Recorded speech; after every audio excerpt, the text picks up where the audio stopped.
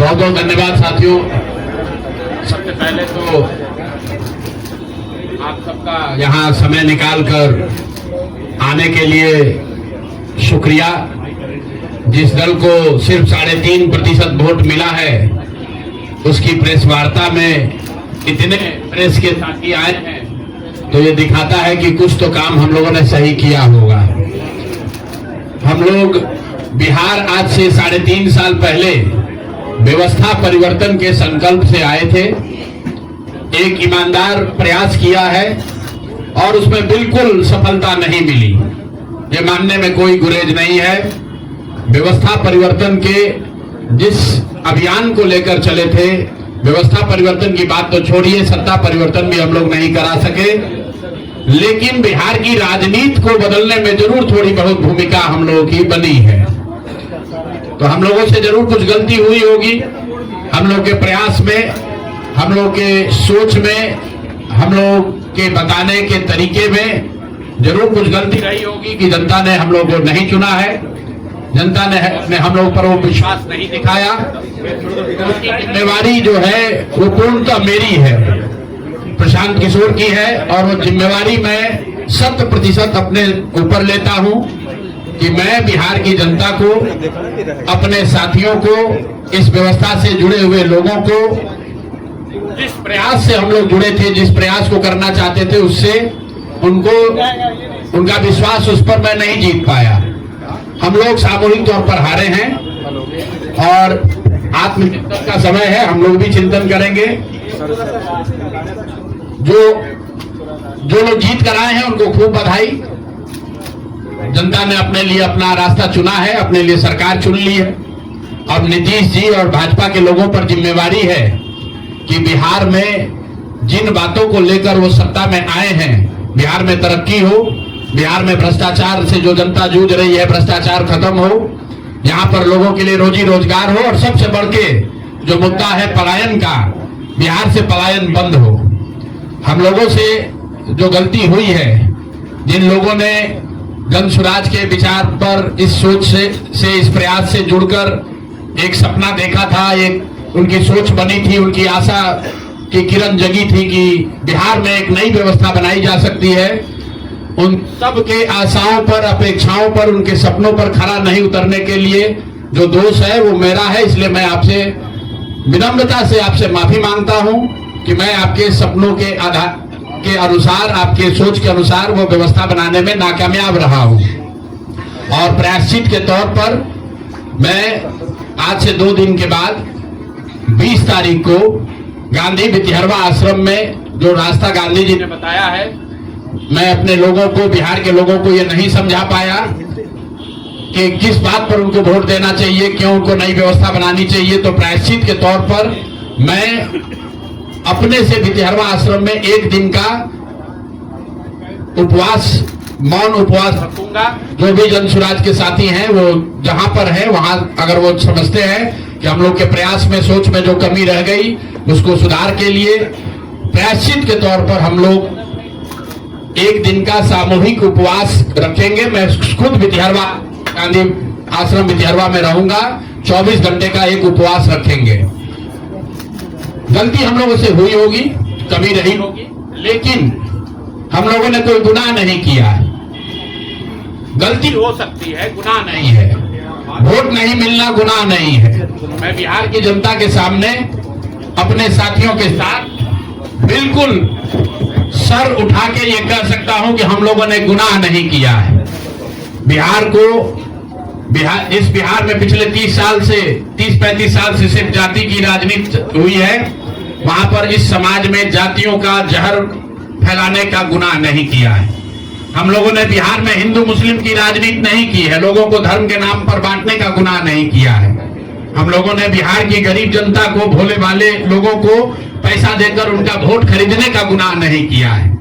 जिन लोगों ने ये गुनाह किया होगा, अगर वो आज जीत भी गए हैं तो उनको उसका हिसाब देना ही पड़ेगा। वो आज दे या कल दे, वो होगा ही होगा। मैं पिछले 2.5-3 सालों में अपने वक्तव्यों में अक्सर महाभारत के चक्रव्यूह की, अभिमन्यु के वध की कहानी सुनाता रहा हूं। जिस धर्म युद्ध की बात हम लोग करते हैं, पांडवों के साथ स्वयं भगवान थे, स्वयं भगवान कृष्ण थे, फिर भी अभिमन्यु को घेर कर छल से मार दिया गया। लेकिन उसके आगे की भी कथा भी है कि अभिमन्यु को मार दिया गया, लेकिन उससे महाभारत नहीं जीता गया। महाभारत जीता तो अंत में वही जो सही रास्ते पर था, जो धर्म के साथ था।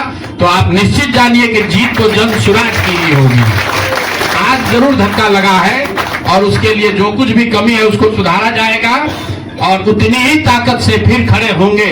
अगर आप ये कुछ लोग ये सोच रहे हैं कि मैं बिहार छोड़ दूंगा, तो आपका ये भ्रम है। अंग्रेजी में एक फ्रेज है, you are not defeated till you quit. जब तक आप छोड़ेंगे नहीं तब तक आप हार नहीं सकते हैं।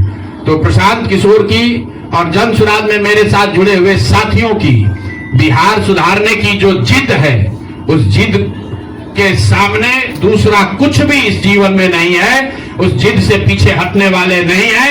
पूरी ताकत से, पूरी ईमानदारी से। लोग कह रहे हैं कि मैंने 3-3.5 साल में बहुत मेहनत किया है, तो जितनी मेहनत करते हुए आपने मुझे 3 साल में देखा है, उससे दुगनी मेहनत करेंगे और पूरी ताकत से लगेंगे। पीछे हटने का सवाल नहीं है। जब तक बिहार को सुधारने के अपने संकल्प को पूरा न कर लें, तब तक पीछे हटने का कोई सवाल ही नहीं है।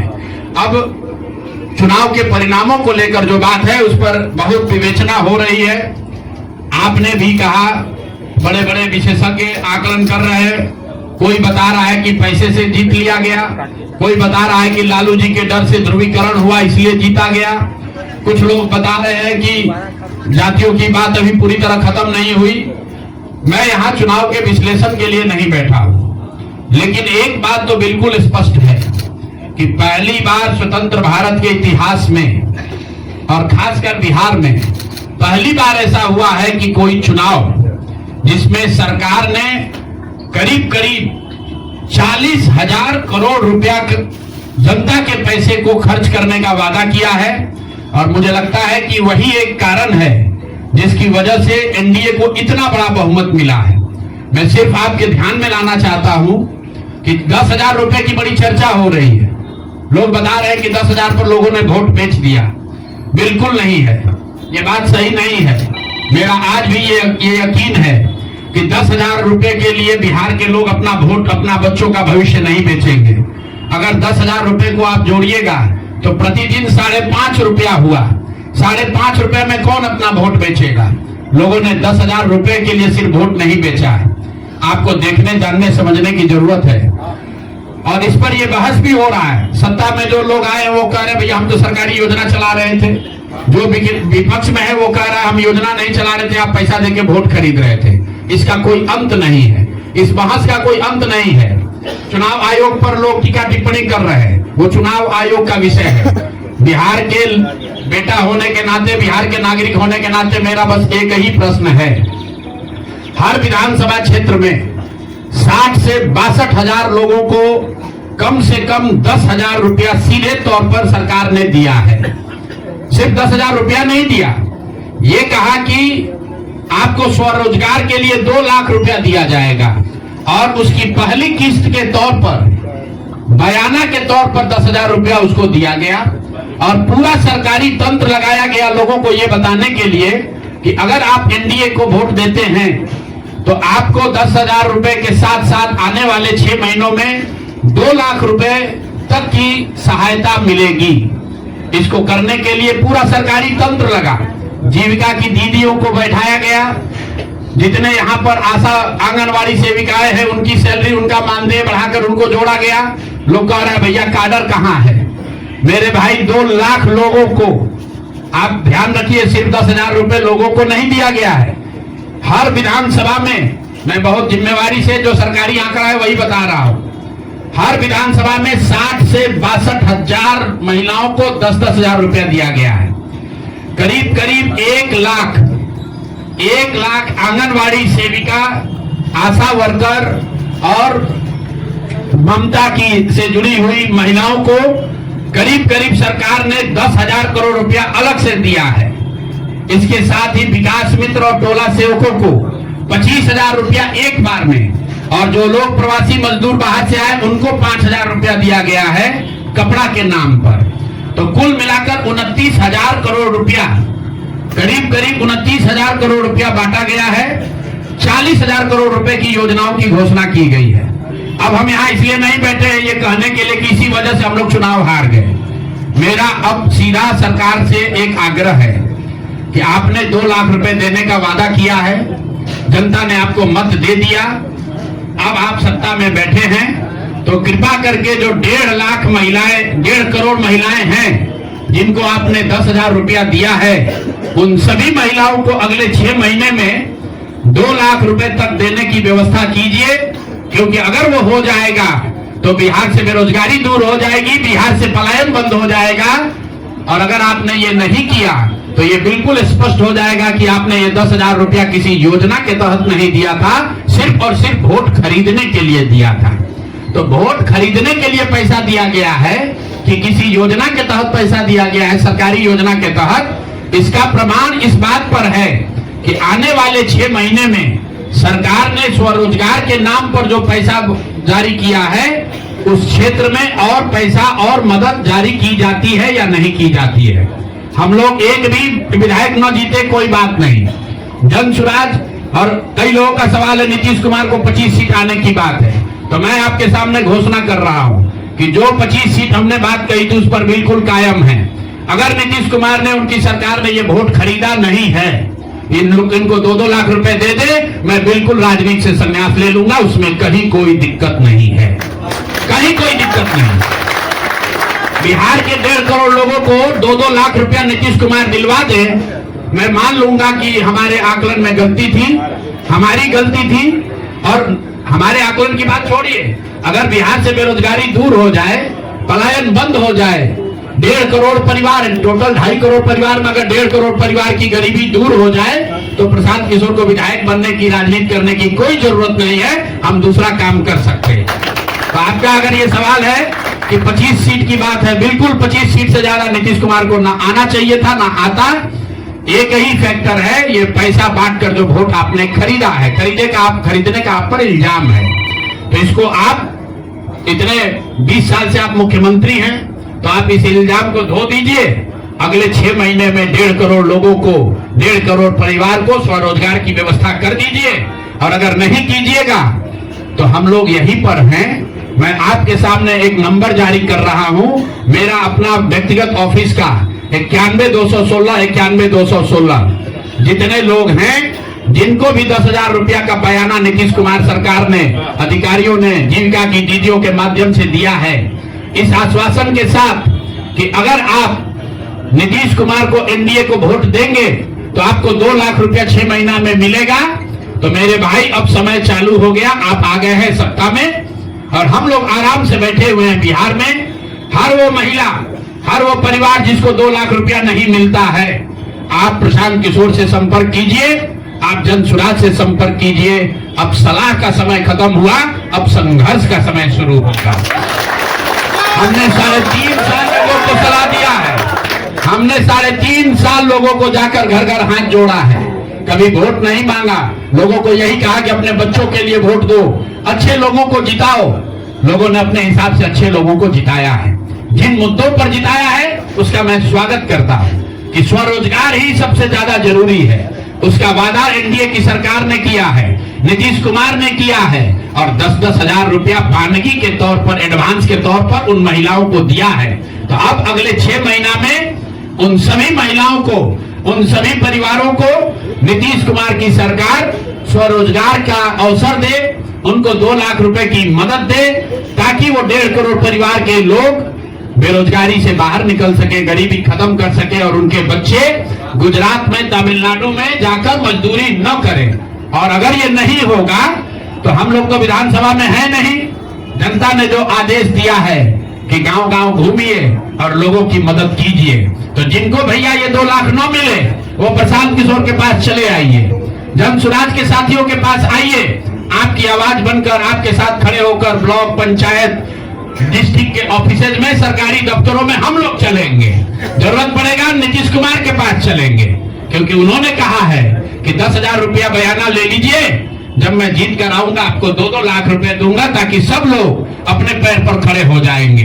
तो जन सुराज के लोग अब ब्लॉक में, और जिन लोगों ने, आपने सुना होगा सहारा में लोगों को कहा गया पैसा डबल हो जाएगा, सहारा के जिन लोगों ने एजेंट बनकर, समाज के कई लोगों ने सहारा में पैसा जमा कराया, सहारा वाले भाग गए तो लोग एजेंट को खोज रहे हैं। तो जो सरकारी अफसर नेतागिरी कर जिन लोगों ने किया है, सरकार की ओर से आश्वासन दिया है कि हम लोग आपको रोजगार देंगे, 2 लाख रुपया देंगे, जो जिन जीविका की दीदियों ने एक एक महिला को जाकर समझाया है, बूथ पर बैठकर वोट दिलवाया है, सिंबल सिखाया है, क्रमांक संख्या बताया है, वो जीविका की दीदियों की जिम्मेवारी है कि जिनको आपने ये काम कराया है, जिनके बच्चों का भविष्य आपने 10,000 रुपया में आपने सौदा कराया है, उनको पैसा मिले। और अगर वो 2 लाख रुपया नहीं मिलेगा तो 6 महीने का समय है, 6 महीने के बाद हर वो व्यक्ति जिसको पैसा नहीं मिले उसके लिए जन सुराज का, प्रशांत किशोर का दरवाजा खुला हुआ है। आप आइए, हम लोग आपकी आवाज बनेंगे, आपके साथ खड़े होंगे। हम लोग विधायक सांसद नहीं है, लेकिन समाज में हमारी ताकत जो आवाज है, आपके आशीर्वाद से वो आवाज आपके साथ जोड़ेंगे और हर हालत में आपको ये 2 लाख रुपया मिले, इसकी लड़ाई को जारी रखेंगे। दूसरी बात जो कह के मैं खत्म करूंगा, चुनाव से पहले सरकार के भ्रष्टाचार को लेकर, भ्रष्टाचारी मंत्रियों को लेकर इसी जगह पर हम लोगों ने कई प्रेस कॉन्फ्रेंस किए हैं। नीतीश कुमार को कभी व्यक्तिगत तौर पर बेईमान नहीं बताया गया, भ्रष्ट नहीं बताया गया है, लेकिन हम लोगों का ये मानना था कि नीतीश जी का स्वास्थ्य अच्छा नहीं है, अगल बगल के लोग लूट रहे हैं, चला रहे हैं। अभी परिणाम आए हैं, नीतीश जी को देखकर लग रहा है कि नीतीश जी बिल्कुल स्वस्थ दिख रहे हैं। तो अब मेरी उनसे अपेक्षा है कि 2 दिन के बाद अभी मंत्रिमंडल बनने वाला है। कल प्रधानमंत्री जी ने भी कहा है कि बहुत बड़ी जिम्मेवारी है, हम लोग इलेक्शन मोड में नहीं, इमोशनल मोड में हैं। तो उसी इमोशनल मोड में मेरी आपसे अपेक्षा है कि भारतीय जनता पार्टी की लीडरशिप और नीतीश कुमार एक ऐसा स्वच्छ मंत्रिमंडल बनाएं जिसमें कोई दागी मंत्री न हो, कोई भ्रष्टाचारी न हो। जनता ने आपको सरकार बनाने का मैंडेट दिया है, भ्रष्टाचार करने का, भ्रष्टाचारियों को सरकार में शामिल करने का मैंडेट नहीं दिया है, भ्रष्टाचार करने का मैंडेट नहीं दिया है, लूटने का मैंडेट नहीं दिया है। तो मैंडेट, बिल्कुल मैंडेट का सम्मान है। जनता लोकतंत्र है, जनता मालिक है, जनता ने जिनको सत्ता में बैठाया है वो सत्ता में बैठे, लेकिन सत्ता में बैठकर लूटने का मैंडेट जनता ने नहीं दिया है। तो मेरी अपेक्षा है कि नीतीश जी, माननीय प्रधानमंत्री मोदी जी, अमित शाह जी, जिन्होंने बिहार की जनता को यह बताया है कि हम आपका विकास करेंगे, आपके बच्चे अब गुजरात नहीं जाएंगे मजदूरी करने, तो भाई अब आपकी जिम्मेवारी है ऐसा मंत्रिमंडल बनाइए ताकि बिहार के लोगों का पलायन बंद हो, यहाँ से बेरोजगारी खत्म हो, और जो पिछले 5 साल से लोग भ्रष्टाचार से जूझ रहे हैं वो आगे भ्रष्टाचार न हो। मेरी बात यहाँ खत्म हुई। अब आपके जो सवाल हैं वो आप सवाल कर सकते हैं। बहुत बहुत धन्यवाद।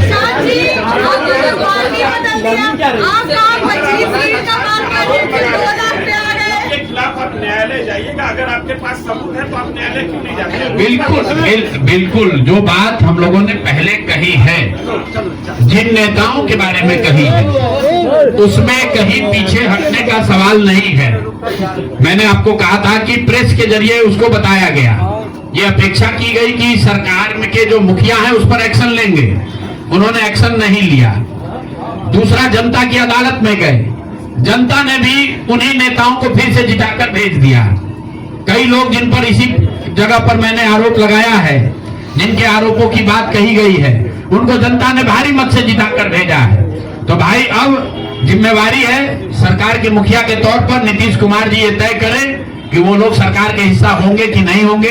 अगर होते हैं तो निश्चित तौर पर जनता के बीच में भी उनके खिलाफ जाएंगे और जहां जरूरत पड़ेगी कोर्ट में भी जाएंगे। 70,000 के सीएजी के मामले में तो सीएजी ने 70,000 रुपए के अनअकाउंटेड मनी की बात कही है, उस पर ऑलरेडी जन सुराज हाईकोर्ट में रीट हम लोगों ने फाइल किया हुआ है। जहां तक व्यक्तिगत मामले हैं, जिन 4 नेताओं के बारे में बात की गई है, जैसे ही मंत्रिमंडल बनता है और अगर वो लोग फिर से सरकार में शामिल होते हैं, सरकार के हिस्सा बनते हैं, तो हम लोग निश्चित तौर पर न्यायालय का दरवाजा खटखटाएंगे। 10,000 रुपए की बात आपने कही, 10,000 रुपए चुनाव से पहले देने लगे थे लोग। आपने कहा कि 25 से ज्यादा सीटें आएंगी तो चुनाव से पहले ही आपने कहा था कि आप इस्तीफा दे देंगे, तो कंडीशन अप्लाई उस समय क्यों नहीं कर दिया? बिल्कुल ठीक बात है। आपने कहा, हम पहली बात तो आप लोग कह रहे राजनीति से हम किस पद पे हैं कि इस्तीफा दे दें? हाँ ना, सुन रहे आ रहे हैं, किस पद पर है कि इस्तीफा दे दें? आप एक मिनट, आपने सवाल, एक मिनट, आपने सवाल किया है, जायज बात है। आपने कहा था कि 25 से ज्यादा आएगा तो आप संन्यास ले लेंगे। तो भैया किस पद पर हैं जिससे मैं इस्तीफा दे दूं? अगर किसी पद पर हैं, ये तो नहीं कहा था कि बिहार छोड़कर चले जाएंगे, बिहार में रहेंगे और राजनीति नहीं बिल्कुल बिल्कुल, अरे भाई हाँ बिल्कुल, एक मिनट, बिल्कुल राजनीति छोड़ देंगे, राजनीति छोड़े हुए हैं, हम तो राजनीति करते ही नहीं हैं। लेकिन ये नहीं कहा है ना कि बिहार के लोगों की बात कहना छोड़ देंगे, ये तो नहीं कहा है, हाँ। नहीं, आपने ऐसा है, हमने कहा कि अगर 25 से ज्यादा सीट आएगा तो राजनीति छोड़ देंगे, बिल्कुल बात पर कायम है। लेकिन ये तो नहीं कहा कि ये 30,000 करोड़ रुपया में वोट खरीदेंगे। अब आप कह रहे नहीं, वोट उन्होंने नहीं खरीदा है, तो हमने कहा अगर नहीं खरीदा है तो 2 लाख रुपया दे दीजिए, हम बिल्कुल छोड़ देंगे। एक मिनट रुकिए, अरे सुन तो लो, सरकार क्या विज्ञप्ति पढ़ लो जिस पर सरकार ने, हाँ बिल्कुल बिल्कुल बिल्कुल, आपने कहा नहीं ऐसा है कि बिल्कुल हम भी सभी की बात नहीं कर रहे हैं। सरकार ने 1.5 करोड़ लोगों को 10-10 हजार रुपए दिया है और पूरे देश में इस बात पर बहस छिड़ी हुई है कि क्या ये 10,000 रुपया वन टाइम देकर वोट खरीदा गया है कि किसी सरकारी योजना के तहत इस पैसा को दिया गया है। मैं ये कह रहा हूं कि मैं बिल्कुल ये मानने को तैयार हूं कि सरकार का ये एकाधिकार है, वो चाहे योजना शुरू कर सकती है। अंतिम महीने में किया, उसमें कोई दिक्कत नहीं है, हम उस बात पर नहीं पढ़ रहे। इलेक्शन कमीशन ने चुनाव के दौरान ये पैसा बांटने दिया, ये उनकी गलती है, उस पर भी हम टीका टिप्पणी नहीं कर रहे हैं। हम तो ये कह रहे हैं कि जिस योजना के तहत आप जीत कर आए हैं उस योजना को लागू कर दीजिए। हम लोग को बिहार में रहने की भी जरूरत नहीं है, बिहार ही छोड़ देंगे, राजनीति की क्या बात कर रहे हैं? 40,000 करोड़ रुपए आप कह रहे हैं कि वोट खरीद लिया गया, इस वजह से वो जीत गए, आप हार गए ना। हम नहीं हारे, हम हार नहीं, हम तो रेस में ही नहीं है, हम तो रेस में ही नहीं है। हम आपको ये बता रहे हैं कि जो बात नीतीश कुमार के जीतने की है, जीत और हार के बीच में एक ही बात है कि क्या नीतीश कुमार जी ने, उनकी सरकार ने ये हर विधानसभा में 60,000 वोट 10,000 रुपया देकर खरीदा है कि नहीं खरीदा, इस पर बात है।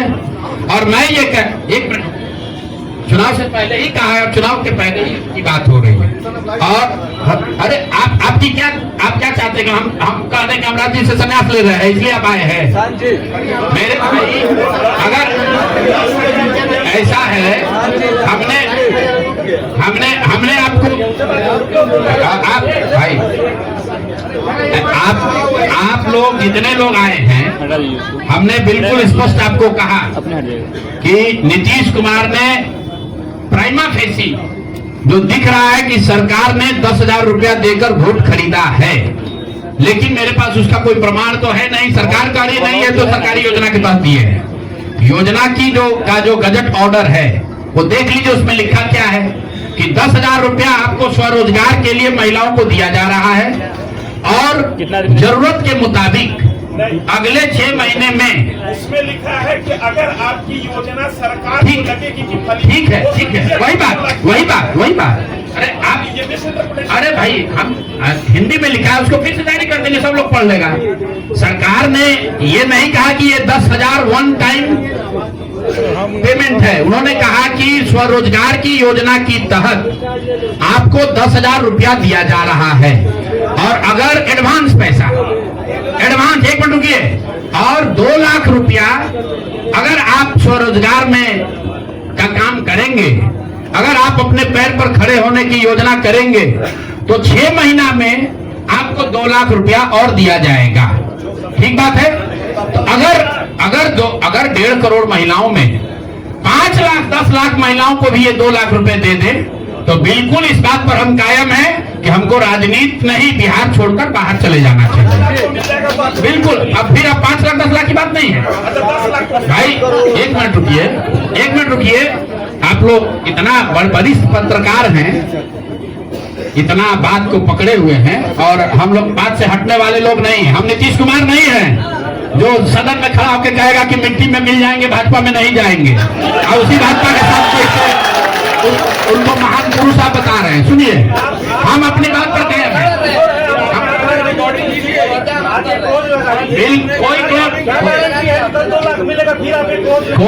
कोई क्लॉज नहीं लगाएंगे। सुनिए, ऐसा है।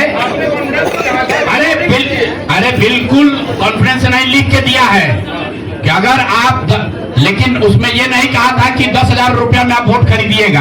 अगर हर विधानसभा में 10,000 रुपया नहीं दिया गया है तो आप बता दीजिए ये सत्य नहीं है। आप कह रहे हैं कि आप राजनीति छोड़ दीजिए, तो हम राजनीति के किस पद पर हैं जिसको छोड़ दें? आप बता दीजिए। सवाल ये है कि आपने कहा था 25 सीट आएगी तो हम राजनीति छोड़ेंगे। जी, आज आप एक वोट लगा रहे हैं, तो ये क्या भरोसा है कि कल अगर बिल्कुल आप भरोसा मत कीजिए। आप भरोसा मत कीजिए। हमने जो बात अपनी कहनी थी, हमने आपको बात कह दी। हम अभी इस बात पर अपने आकलन पर कायम हैं कि 3 बरस की बिहार की गांव-गांव की यात्रा के बाद जो मुझे दिखा, जो समझ में आया, उसके हिसाब से नीतीश कुमार को 25 से ज्यादा सीट नहीं आना चाहिए था, सिवाय इसके कि उन्होंने हर विधानसभा में उनकी सरकार की ओर से 10,000। 1 मिनट भैया, अरे आया है भाई, आया है, लेकिन उसके वो खरीद के आया है कि नहीं, वो भी दिख जाएगा 6 महीना में। आज आप लगा रहे हैं। ठीक है, आगे पूछे।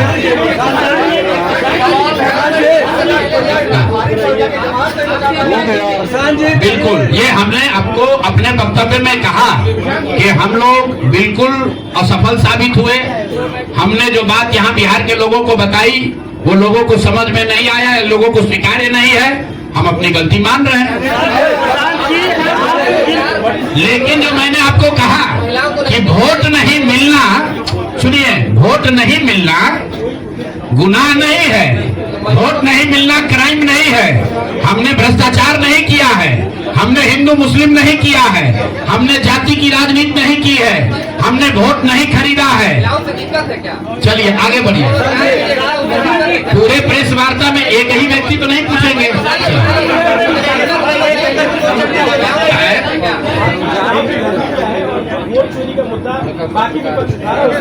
मैं वोट चोरी के मुद्दे पर हम लोग का स्टांस जो है वो बिल्कुल क्लियर है पहले दिन से।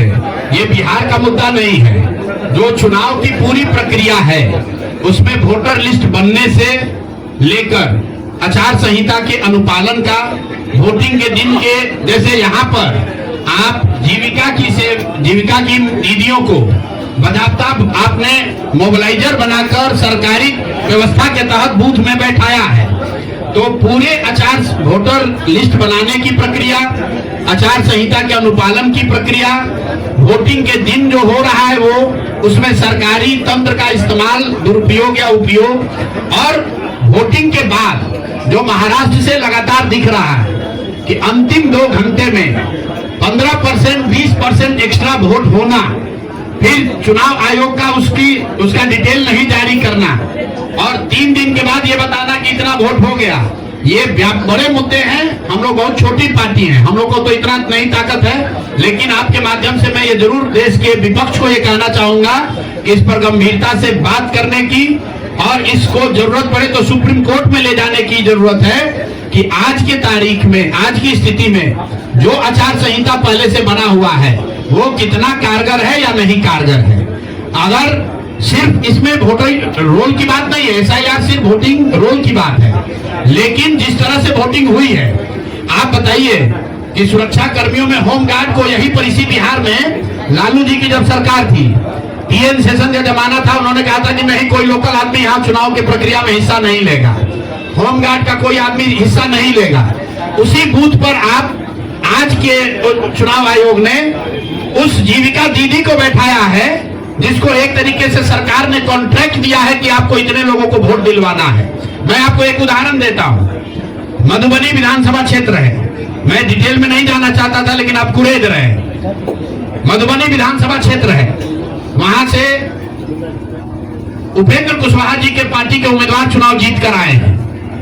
मैं पूरे यहाँ पर जितने मीडिया के साथी हैं, जितने यहाँ चुनाव के विशेषज्ञ हैं, आप भी यूट्यूबर हैं, मैं दावा कर रहा हूं आज हो 5 महीने के बाद हो, आप मधुबनी विधानसभा क्षेत्र में जाइए, वहां पर एनडीए के प्रत्याशी को 1 लाख से ज्यादा वोट आया है।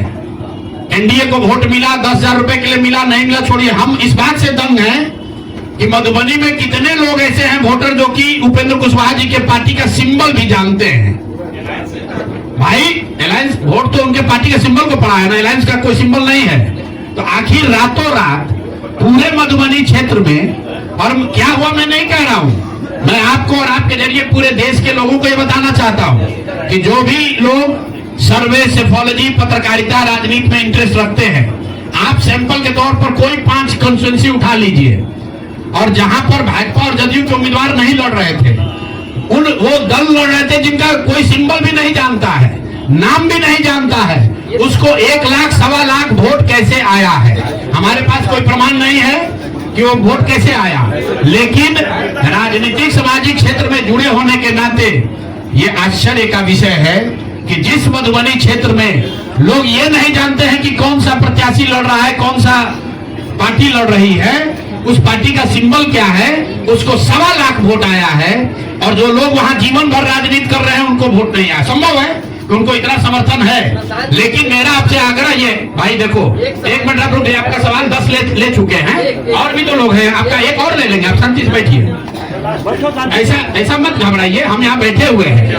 और मेरा आपसे अनुरोध है, मैं कोई आरोप नहीं लगा रहा हूं, लेकिन मधुबनी जैसे 5 सीट का मैं आपको हवाला देना चाहता हूं, जहां पर चुनाव के 12 दिन 15 दिन पहले यह तय हुआ कि कौन पार्टी चुनाव लड़ेगी। उस पार्टी का नाम कोई नहीं जानता है, उसका सिंबल कोई नहीं जानता है, और 1,20,000 वोट अगर किसी विधानसभा में आ रहा है, इसका मतलब है कि हर घर से 2 से 3 वोट आया है। आपको आंधी दिखनी चाहिए वहां पर। ये मतलब विधानसभा के स्तर पर 1,20,000 वोट लाना साधारण बात नहीं है। 1,20,000 वोट आया है। कैसे आया है? इसकी 2 ही वजह हो सकती है। या तो जो 60,000 लोगों को आपने 10,000 रुपया दिया और उन लोगों ने जिम्मेवारी ली कि भाई 10,000 रुपया हमको मिला है, मैं और अपने घर के लोगों को वोट मैं दिलवाऊंगा या दिलवाऊंगी, या फिर कोई ऐसी बात है, अदृश्य शक्ति है जो हम लोग को हमारे समझ से बाहर है कि भाई कैसे ये संभव है। और मैं ये नहीं कह रहा हूं कि वहां वोट कैसे पड़ा, मैं आपको खुली चुनौती दे रहा हूं। आज चलिए मधुबनी, मैं 3 दिन से प्रेस इसलिए नहीं कर रहा हूं कि मैंने अपने लोगों को वहां भेजा है, और मधुबनी में मैंने कहा भाई पूछो तो कि उपेंद्र कुशवाहा जी के पार्टी का सिंबल क्या है। 30% लोग को सिंबल नहीं मालूम है कि सिंबल क्या है, और उनको 1 लाख से ज्यादा वहां वोट आया है। मुझे उपेंद्र कुशवाहा जी से कोई लड़ाई नहीं है, उनको उनके पार्टी के प्रत्याशी से कोई मुझे लेना देना नहीं है। मेरा सिर्फ ये कहना है कि ऐसी कौन सी विधा है कि हम लोग 3-3 साल का एक विधानसभा में घूम रहे हैं, लोगों को ये नहीं मालूम है कि जन स्वराज का चुनाव चिन्ह क्या है, और ये लोग 10 दिन चुनाव के पहले आए, उस पार्टी का नाम मधुबनी शहर में लोग नहीं जानते हैं, उस पार्टी का सिंबल घर घर पहुंच गया और उसको 1,20,000 लोगों ने वोट दे दिया। तो मेरे भाई ये बहुत बड़ी चुनाव की विधा है। पूरा पटना जानता है।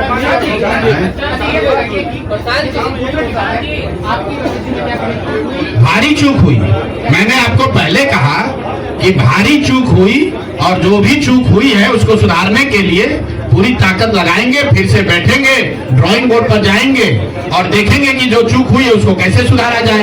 लेकिन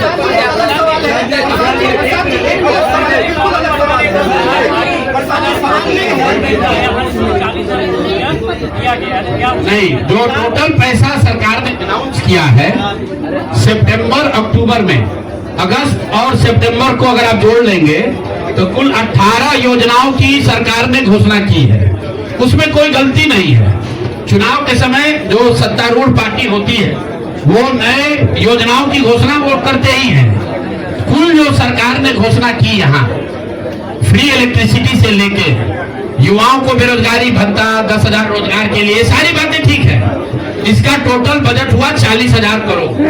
40,000 करोड़ में से 29,000 करोड़ रुपए की योजना सरकार ने रोल आउट की। 11,000 करोड़ को तो शुरू ही नहीं किया। और इस 29,000 करोड़ में से जो सबसे बड़ी योजना है वो है स्वरोजगार की योजना, जिसमें हर विधानसभा क्षेत्र में 60 से 62,000 परिवारों में एक महिला को 10,000 रुपया दिया गया। और ये कहा गया, सिर्फ 10,000 रुपए पर लोगों ने वोट नहीं दिया गया, लोगों को ये कहा गया कि अगर आप वोट देते हैं तो आपको आने वाले समय में 2 लाख रुपए तक की राशि स्वरोजगार के लिए मिलेगी। और इसको करने के लिए इसको करने के लिए सरकार ने जीविका दीदी का पूरा जो नेटवर्क है, 1 लाख से ज्यादा जीविका की दीदियों को और आंगनवाड़ी सेविकाओं को, आशा वर्कर को और जो टोला सेवक है, विकास मित्र है, उनको लैपटॉप खरीदने के लिए 25,000 रुपया दिया गया वन टाइम। अब आप बताइए कि जो टोला सेवक है, जो विकास मित्र है, जिसको आपने 25,000 रुपया दिया है, वो जो लैपटॉप या आईपैड खरीदेगा, उससे बिहार सरकार की योजना का दलितों का क्या सुधार होगा, वो सरकार को बताना चाहिए।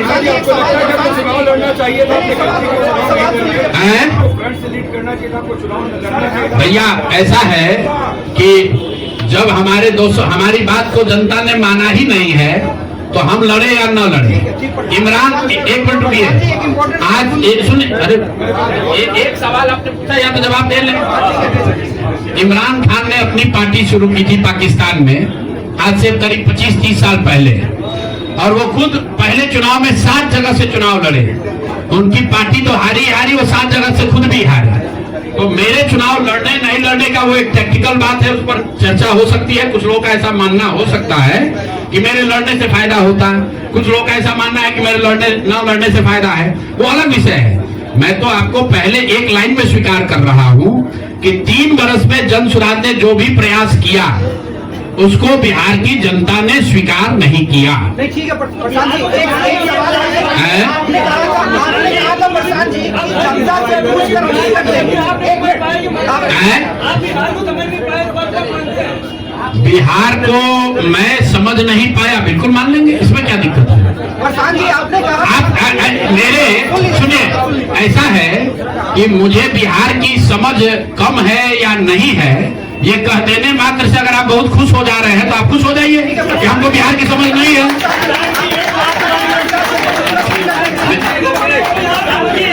मेरे भाई ऐसा है, अगर हमने हमारे आप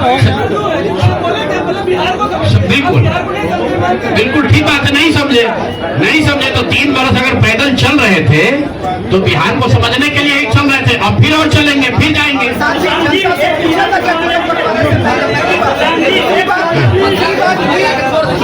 कई प्रत्याशियों ने आरोप लगाए टिकट वितरण पे सवाल खड़े किए थे, क्या लगता है जनता उससे भी डाइवर्ट हुई कि प्रशांत किशोर कहा। अच्छा ऐसा है, ठीक है, सुन लीजिए, ऐसा है पूरे महीने, पूरे चुनाव के दौरान मैंने आपको पहले कहा कि हमसे गलती हो सकती है, लेकिन हम लोगों ने गुनाह नहीं किया है। आप लोग जो बात कर रहे हैं वो इस अंदाज में बात कर रहे हैं जैसे प्रशांत किशोर ने कोई गुनाह कर दिया है, बिहार को सुधारने का प्रयास करके कोई गुनाह कर दिया है, और आप लोग आए हैं हमारा यहाँ पर पोस्टमार्टम करने। तो आप लोगों का स्वागत है। रुकिए, एक मिनट रुक जाइए, आप बहुत भारी पत्रकार हैं, 8-9 सवाल कर चुके हैं, और लोगों को भी मौका दीजिए, आपका भी सवाल किया जाएगा। एक मिनट रुक जाइए, अरे रुक जाओ भाई, एक मिनट रुकिए। जहां तक बात है बिहार को समझने नहीं समझने की, तो मैं बिल्कुल कैमरे पर आपसे मान रहा हूं कि मुझे नीतीश कुमार, लालू जी, सम्राट चौधरी, अशोक चौधरी जैसे धुरंधर नेताओं की तरह बिहार की समझ नहीं है। मुझे नहीं समझ है कि बिहार को जातियों के आधार पर कैसे और बांटा जाए। मुझे इस बात की समझ नहीं है कि बिहार को हिंदू मुसलमान के नाम पर कैसे और बांटा जाए। मुझे ये समझ नहीं है कि 10,000 रुपया देकर कैसे वोट और खरीदा जाए। जिनको समझ है वो लोग जीत कर आए हैं और उनको सत्ता मुबारक हो, और बिहार की जनता को वो लोग मुबारक हो। आपने कहा कि अरे रुको भाई, आप इनके सवाल का जवाब दे ले। अच्छा उनके बाद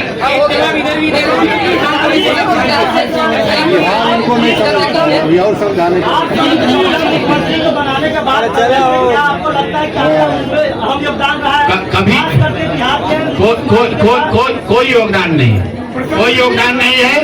आप लोग जो हम लोग बोलते रहे हैं उसको जाकर देख लीजिए। आपने कहा कि उम्मीदवार गलत चुने हैं। यहाँ जितने लोग बैठे हुए हैं, हमारे बगल में केसी सिन्हा जी चुनाव लड़े हैं कुम्हरार से। ये तो हमको पैसा देकर टिकट नहीं खरीदे होंगे, और कुम्हरार की जनता ने केसी सिन्हा को हराकर किसी दूसरे को जिताया है। हमारे बगल में वाईबी गिरी जी बैठे हैं, मांझी से इनको हराकर जनता ने किसी दूसरे को जिताया है। तो मेरे भाई, मैं समझता हूं कि अगर केसी सिन्हा नहीं जीते तो उससे केसी सिन्हा के जीवन पर कोई फर्क नहीं पड़ेगा मेरे भाई, कुम्हरार की जनता के जीवन पर फर्क पड़ेगा। अगर आपने मांझी से वाईबी गिरी को हरा दिया तो वाईबी गिरी का कोर्ट का प्रैक्टिस नहीं बंद हो जाएगा, मांझी के लोगों की दिक्कत जो है वो बढ़ेगी। लेकिन फिर वही बात है, जनता मालिक है, वो वही चाहते हैं। अगर आप खिचड़ी खाना चाहते हैं तो आपको कोई पुलाव कैसे खिला देगा? आप खिचड़ी खाइए और आनंद लीजिए। बार बार बोल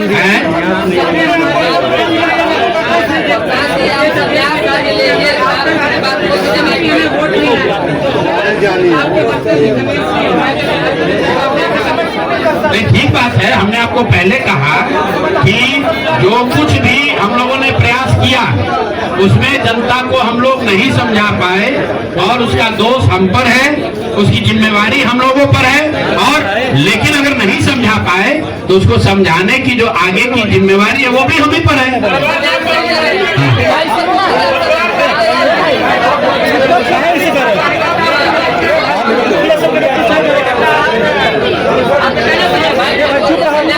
ऐसा है, आप भी बिहार के ही हैं, और इतना भी नहीं उद्वेलित हुई, इतना भी मत उछलने लगी है कि जैसे हम लोग सब एकदम खत्म है। आपकी बात को सुन लिया गया, आपको अलग से साक्षात्कार चाहिए।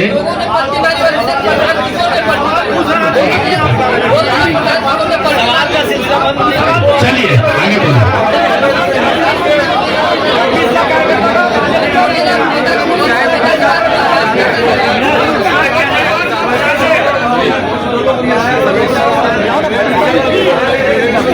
अभी तो हम लोग वापस जाकर अपने उस प्रारूप को फिर से देखेंगे जो हम लोग लेकर जनता के बीच गए थे। जो सोच, जो विचार, जो प्रयास लेकर जनता के बीच गए थे, वो देखेंगे कि भाई जनता को ये चाहिए भी कि नहीं चाहिए। अगर जनता को पढ़ा लिखा आदमी नहीं चाहिए, अगर जनता को स्वच्छ लोग नहीं चाहिए, तो हम लोग तय करेंगे क्या करना है।